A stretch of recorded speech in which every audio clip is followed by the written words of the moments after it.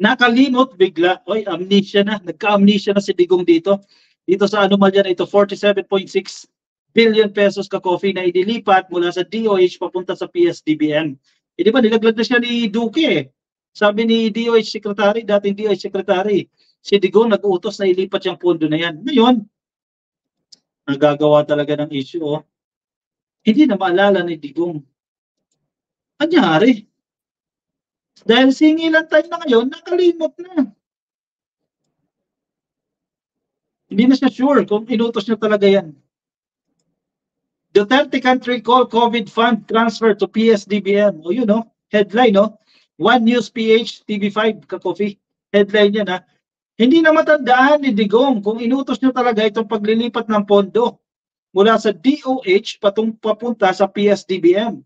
Pero sabi ni Duque, si Digong ang nag-utos. Nung naano sa ni Duque yan, nabas si Duque dyan, sabi nga, may tumawag, bakit mo naman nilaglag si Tatay Digong? Nagbago ng statement si Duque. Sabi ni Duque, taken out of context daw yan. O, recorded eh. May mga video recordings yun, hindi lang na ilalabas pa. O ngayon, nagsalita si Digong, kampo ni Digong. Hindi na matandaan. Amnesia. Ano to? Alice Guo, shout out sa'yo. Ginaya si Alice Guo dito, hindi ko na matandaan, Your Honor. Diba? Problematic, may problema. While former President Rodrigo Duterte insists that he cannot recall accurately. O, yan naman pala, may cambio pala dyan. He cannot recall accurately. Hindi na matandaan yung accurately, yung tugmang-tugma o saktong-sakto na inutos niya. He conceded that he might have given the transfer of 47.6 billion to the procurement service of the Department of Budget and Management a go signal. Hindi siya sigurado, pero baka daw nagbigay siya ng go signal.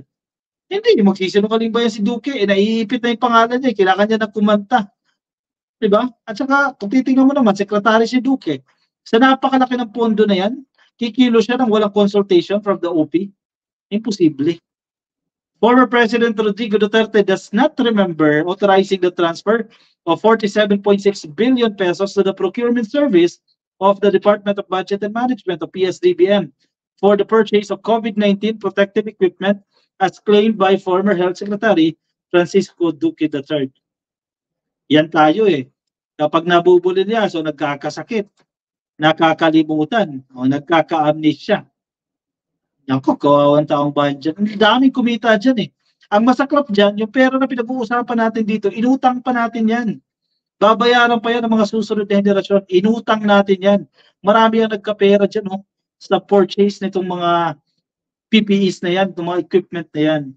Duterte, however, conceded, maybe what I said is, go ahead. Medyo light lang ha, medyo naging light lang.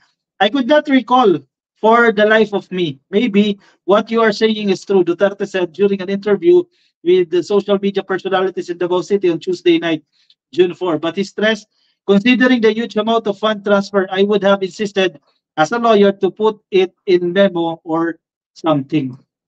O nasaan yan? Labas mo na agad, Duque. Pagtanggol mo na yung sarili mo dyan. Isalba mo na yung sarili mo dyan. Duque on Monday, June 3, told the House Committee on Appropriations that Duterte authorized the transfer because of the public health emergency. While Duterte insists that he cannot recall accurately what he said, he conceded that he might have given the transfer a go signal. O yan, pag-amin niya na rin yan. Sabi nga ni Senator Rizal Tiveros dyan eh, dapat tingnan ito ng ombudsman, itong revelasyon na ito ni Duque. Dapat i-consider ng ombudsman niya sa ongoing na investigation. Kasi ang ombudsman, pinapakasuhan niya lang itong si Duque at itong si Lau ng PSDBM.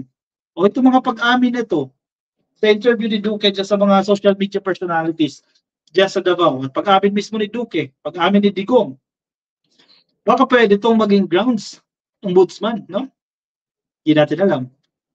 Duterte explained that since it was a pandemic, the government was hard-pressed to find a solution on how to protect the health workers. I ordered everybody to do everything they can do, sabi ni Digong. Sino ngayon ang weak? Nalusutan kayo, may batas tayo, binayolate. Gano'n ba yan? Salvador Panelo, who served as Duterte's chief presidential legal counsel, said that Duterte's directive was regular and was meant to protect the public from COVID-19. Pero nga, may violate na batas. Di ba? Following calls to include Duterte in the probe in the government's pandemic supply deals, Panelo said the purpose of the transfer was to do away with the bidding for the purchase of medical equipment like face masks, face shields, and personal protective equipment that were urgently needed to respond to the pandemic. Hindi na nagkaroon ng bidding. Okay lang yan, maintindihan natin yan kasi nagbabadali tayo, nasa health emergency tayo. Pero sana, kahit canvas man lang, di ba? Kahit hindi na bidding, canvas lang. O ito, si Company A, mura dito, 5 piso lang dito. Si Company B, 10 piso. Si Company C, 50. Eh syempre, doon ka sa 50. Nakikita ka dyan Diba? Kahit hindi ka na mag-bidding Ilang oras lang naman yan Mag-canvas ka lang Sana kahit gano'n yun, due diligence lang. Sabi ng ombudsman, extreme negligence. Di ba lang kung katangahan itong ginawa ng DOH, negligence. He added that a regular bidding process would have delayed the immediate response required by the emergency situation and would have a disastrous effect on the nation. Yes, naiintindihan natin yan. Pero kasi ba naman yung magtanong-tanong kayo dyan, di ba? Sa dinami-dami ng abogado dyan Teka, may na-violate ba tayong batas dyan? Hindi magpasa kayo ng isang batas para matanggal yung violation na yun. It is to the credit to the political will of PRRD. Nako, yan pa pala yan. It is decisive action, the enactment of Congress of Bayanihan to Heal as One Act 1 and 2 and the people's disciplined response that saved the lives of millions of Filipinos, sabi ni Panelo. At a hearing by the House Appropriations Committee last Monday, Duque said Duterte had ordered the transfer of 47.6 billion pesos in COVID-19 funds from the DOH to the Budget Department's Procurement Service, a move flagged by state auditors. Hindi lumusot sa COA yan. Si COA, kapag nag-aral si COA, by the book yan. Diba? Anong basis mo dyan? Bakit mo ginawa? Anong pinanggagalingan yan? Nasaan yung papeles dyan? Etc. etc. Hindi pwedeng out of humanitarian consideration, hindi ganyan si COA mag-review. By the book yan. Kasi sila din napuputukan yan, bakit pinalusot. In fairness din naman sa COA, minsan maiinis ka na sa COA kasi masyadong mahigpit si COA. Pero, on the other hand naman, safeguard din kasi yan para sa mga taong magnanakaw. Kasi kung taong magnanakaw, kahit ano gagawin niya. Diba? Kailangan may sumilip. Kahit may mahigpit, di ba? O bakit mo ginawa yan? Paano may pananagutan? Kasi hindi mo naman ma-assume na lahat ng mauupos sa gobyerno matitino Meron dyan mga bulok na sibuyas bulok na kamatis Magnanakaw at magnanakaw yan. Kaya may accountability dapat dyan. Yan ang ginagawa ng COA. Di ba? Halimbawa dito sa bidding na yan, ano ba naman yung mag-canvas? Di ba? Mag-canvas kasi huwag na yung bidding process kasi matagal ang bidding process, ang fastest sa atin dyan, 24 days Yung familiar sa bidding ganyan ni kabilis yung 24 days pero matagal na yan. In case of emergency, hindi na tayo pwede maghintay ng ganyan katagal para mag-procure itong gamit na yan. Pero kasi ba naman yung mag-canvas, di ba? Canvas, sige, mag-assign ka ng 10 tao, umarap kayo ng pinakamura na mabibili ng face mask. Hindi yung doon, hindi yung kaibigan ni ganyan, nirekomendan ni ganun. Kasi mahal. Overpriced. Ano yan? May cut kayo dyan? Diba? Problematic. May nagkapera talaga. Masaklap, inutang pa natin yung pera na yan. Nagkakalabasan ng baho Ewan ko, kumanta lang si Slane in the evening. Okay na si Senador. Why, Ma'am Miriam? Ano to? Dexter Pascual, no? Will Aquino, yan, PI. Nagmura na. Dugong, hayop daw, magnanakaw daw yan. Sabi ni Will Aquino, I hate corruption unless it's my family doing the corrupt acts.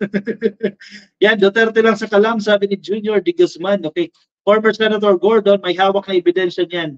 Yata, I am lucky Gordon. Sila din ang nag-imbestigan yan Senate Blue Ribbon ka coffee. Binusisi nila yan. Sinabi ka coffee ng COA talaga lahat ng tao ni Digong, kaya nangyari ang transfer ng 47.6 na yan. Napakalaki nito ka coffee. Hindi ito biro Hindi milyon na pinag-uusapan natin, bilyones. Sabi nga, 11 billion Yung kinita nila dyan Naghati-hati na yan. Baka yung ibang ginagamit sa prayer rally nila. Question yan, tanong yan.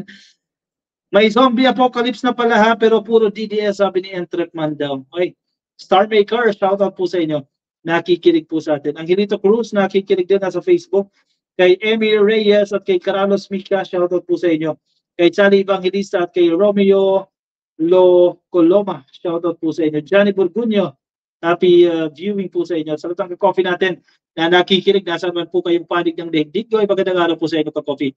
Magandang gabi po and thank you for tuning in. Kung nasa Facebook po kayo, pasuyo na lang ka-coffee, palike lang po ng follow or like mismo sa Facebook page natin ng ka-coffee. At kung nasa YouTube po kayo, please click lang po ang subscribe. Nandiyan ka sa baba ka-coffee. Click lang po ang subscribe. At sa mga kapapasok lang, attendance check muna tayo ka-coffee. I-like lang po yung video niya. Kay Ma'am Leonora Brown, good evening po sa inyo. Kay Ma'am Minerva Stork, Ma'am Minerva Stork, shoutout po sa inyo. Kay Match in Europe, watching from Spain, happy viewing po sa inyo.